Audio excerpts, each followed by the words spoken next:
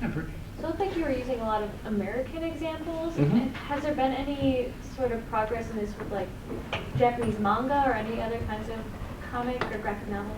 It's a really good question, and I am less familiar with any sort of progression in the international market. I do not know for sure if I would imagine that. I mean, there's at least motion comics, but I don't know how advanced they're being. Maybe you might have some insight. Well, I don't really. I mean, like you said, I mean, you couldn't really consider it a comic, but I mean, a vast majority of the stories that are in Japanese manga have been adapted into anime. Yes. And especially some of those more memorable pieces in the mangas are kind of adapted onto the screen. I mean, there's I don't know if anybody's familiar with it, but One Piece, they have this scene when they're in the Sabati Archipelago, and Luffy punches one of the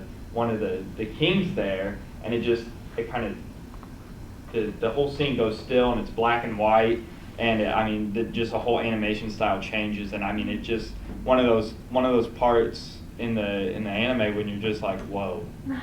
I mean you don't forget it, and I mean I think that the Japanese anime and the mangas kind of cooperating together really helps you immerse yourself into that kind of world.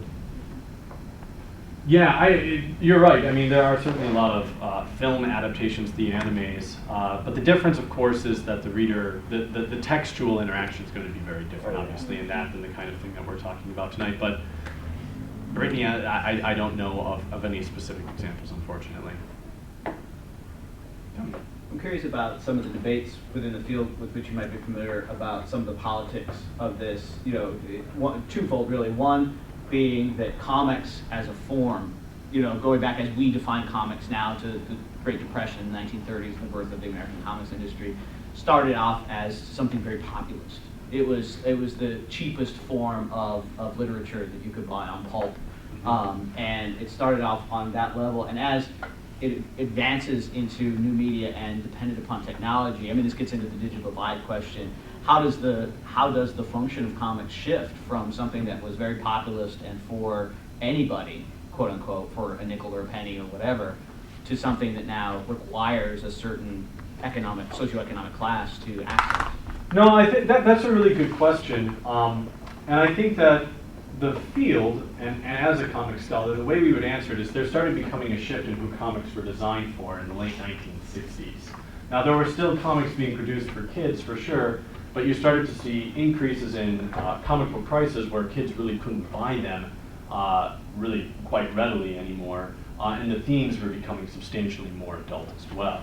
By and large, due to the work of Denny O'Neil and Neil Adams in DC Comics. So that, and then in the 1980s, of course, you see a real dark turn with the work of Alan Moore, the work of Frank Miller, etc. So I would say on that front, there started to become a big shift in sort of the ideology behind comics. And as far as the accessibility of this, you'd be surprised at how cheap a lot of these digital comics are, as long as you have the tools. Now, obviously, again, as I said, you are precluding, you're denying people who don't have smartphones or iPads to access this information. It's something they just simply cannot access without those devices.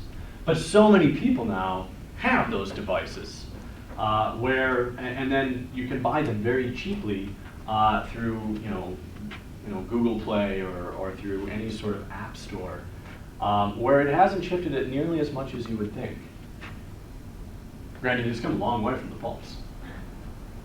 I note that almost all these conversations seem to fall upon two axes, and that's going back to Tony's question, that gets into Marxist interpretations of how the entire field developed, and then technical interpretations of when you might even define, I was intrigued by the interchange that you guys had, but you might even define silent film Oh, yeah. as a comic, I mean, it is still images. There's a heck of a lot of them all piled up with Yep. text inserted. Yeah. So once again, it's the technical range. And then depending upon economics and industry forces and who can access the material or not, and then the ways that they access it, the technical, which gets more into your field of rhetorical hypertextual theory. This is just an amazing way to discuss those things through those two axes. I'm really glad you brought up silent film because if you use rhetorical genre theory, you can make the argument that they are one and the same. You really can. Because they serve the exact same function. The devices that are used mirror the same devices found in early comics. So there are some strong parallels for sure between silent film, particularly, and early comics. So those are some really interesting arguments to make. And in fact, there is a lot of crossover. There's anthologies on the crossovers between film and comics and how one medium informs the other. And sort of the overlaps. Now, there are some film people who would be really upset by that and some comic book people who would be really upset. There are a lot of comic book scholars who are very upset over people using different theories to talk about comics. They want to create their own comic theory, their own language to talk about their own unique medium. So there are some people who are very irate when I use things like new media theory to talk about comics, and they don't like that. They think that's actually doing a disservice to the field. Well, along those same lines, you brought up Adam West.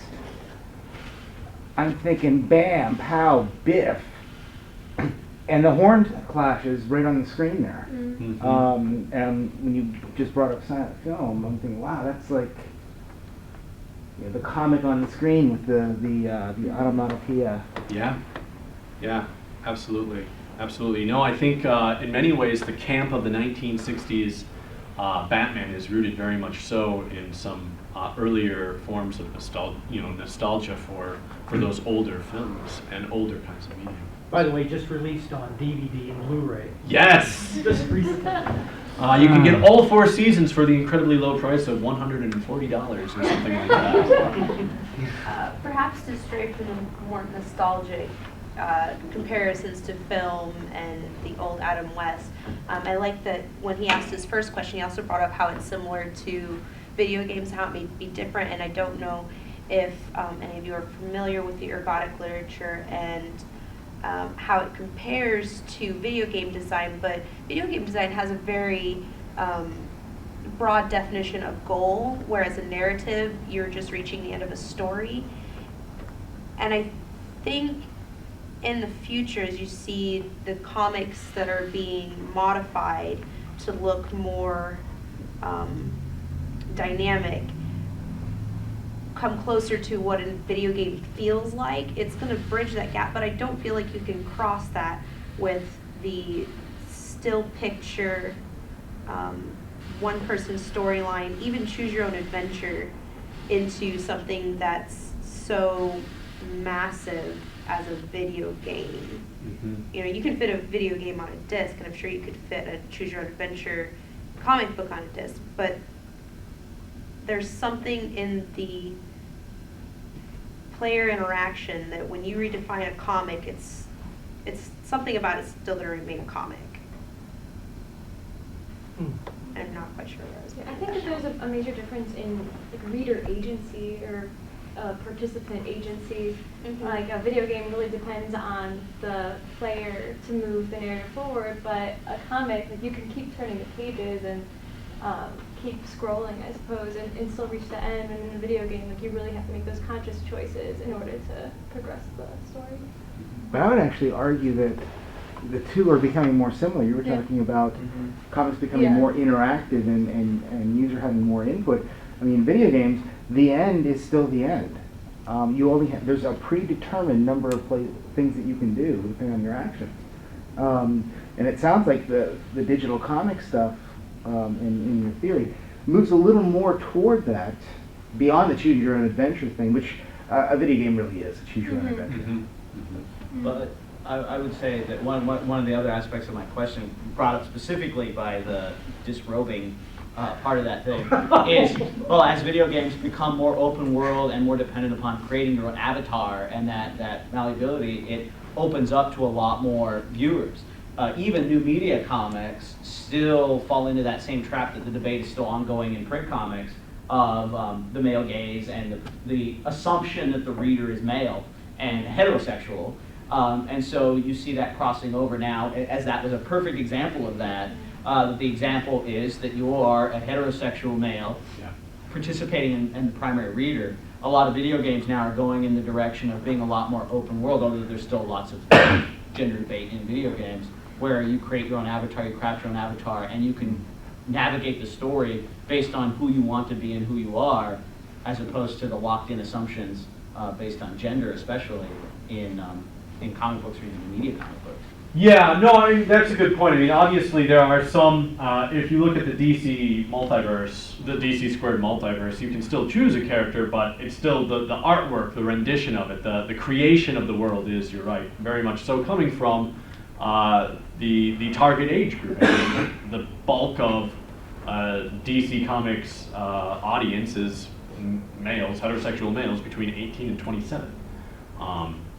They could definitely work to expand that, has been my argument, but I think that brings up a good point. Yes, sir. I feel like they are. I feel like we're, like Dr. George said, we're kind of bridging that gap, and comic books are almost starting to be a make your own character. I mean, because we have a gay Green Lantern now, and we have a female Thor now, and we have a black and Mexican Spider-Man now.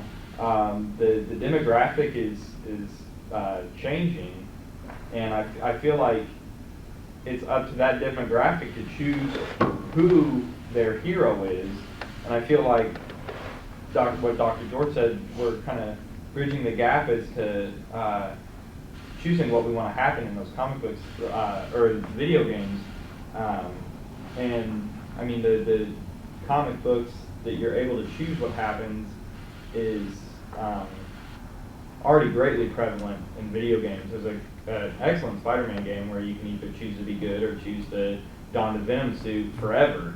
And I guess the only question I have is, what is the incentive to kind of go to a, I guess, a less technological medium than one that is greatly animated? And I guess it would probably be nostalgia or something like we talked about earlier. Yeah, and I also think now, I mean, that kind of conversation then is shifting into questions about fandom. And then what you would want, if you're comparing the Spider-Man video game versus, say, a Spider-Man digital comic or a Spider-Man comic, I think what you would be looking at are sort of hierarchies of fandom. And so what the Spider-Man comic book would be is something that's known as the alpha text. It's sort of the dominant text in that mythos, right? It's the original, it's the originator.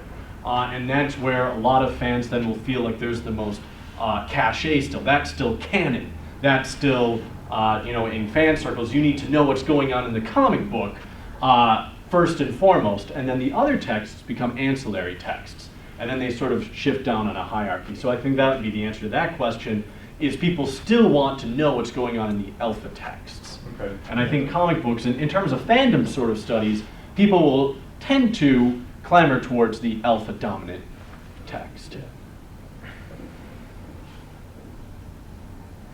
Well, you have these classics, DC, and I think it's very apt that they call it the multiverse because of the multiverse theory and wrapping everything together. But I also notice there's a lot of new stories being written. Do you think this is more appropriate for new stories? I think it can be appropriate for any kind of story, to be honest. I really do. I'm excited because what this is doing, though, is by opening it up to the digital universe, it's easier to get published in many ways. And so we're actually becoming better acquainted then with a lot more independent work. And for me, the more the merrier. I think that the field is too dominated by the big two, by DC and Marvel. I love DC and Marvel. I do. I like their heroes quite a bit. But I think it's important to get new voices in there, new perspectives. And let's be honest, DC and Marvel tales are restricted still by editors. I mean, it's not creator-owned work. So they still have to respond to certain mythological elements in their standardized Batman and Superman stories, etc. So this new work, I think, can broach lots of new ground and really break new territory. So for instance, Cognito Comics, the Operation Ajax, is really cool. It's Cognito Comics' small little, up and comer. So are they going to have to rely strictly on advertisements for making a profit then?